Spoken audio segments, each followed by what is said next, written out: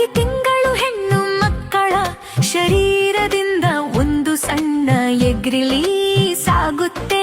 ಗಂಡಸು ಮತ್ತು ಹೆಂಗಸು ದೈಹಿಕವಾಗಿ ಸೇರಿದಾಗ ಗಂಡಸಿನ ಶರೀರದಿಂದ ಲಕ್ಷಾಂತರ ಸ್ಪರ್ಗಳು ಬಿಡುಗಡೆಯಾಗುತ್ತವೆ. ಅವೆಲ್ಲವೂ ಆ ಒಂದೇ ಎಗ್ ಅನ್ನು ತಲುಪಲು ಪ್ರಯತ್ನಿಸುತ್ತವೆ. ಆದರೆ ಕೇವಲ ಒಂದೇ ಒಂದು ಸ್ಪರ್ಮ್ ಮಾತ್ರ ಆ ಎಗ್ ನ ಒಳಗೆ ಹೋಗಲು ಸಾಧ್ಯ.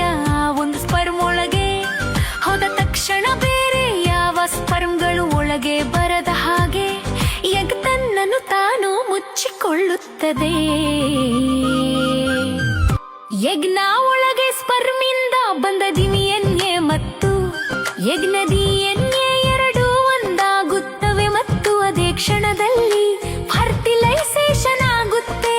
ಅಂದರೆ ಒಂದು ಮಗುವಿನ ಜೀವನದ ಮೊದಲ ಆರಂಭ.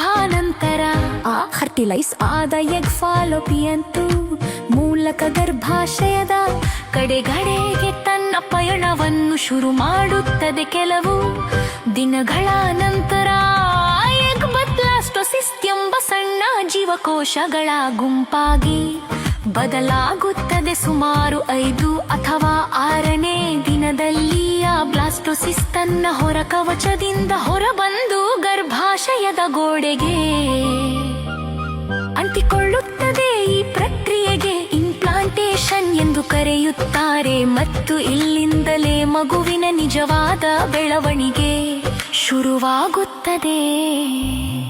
ಸುಮಾರು 9 ರಿಂದ 12 ವಾರಗಳಲ್ಲಿ ಹೃದಯ, ಮೆದುಳು, ಬೆನ್ನು ಮೂಳೆ, ಕೈಗಳು ಮತ್ತು ಕಾಲುಗಳು ಸ್ಪಷ್ಟವಾದ ಆಕಾರವನ್ನು ಪಡೆಯಲು ಪ್ರಾರಂಭಿಸುತ್ತವೆ.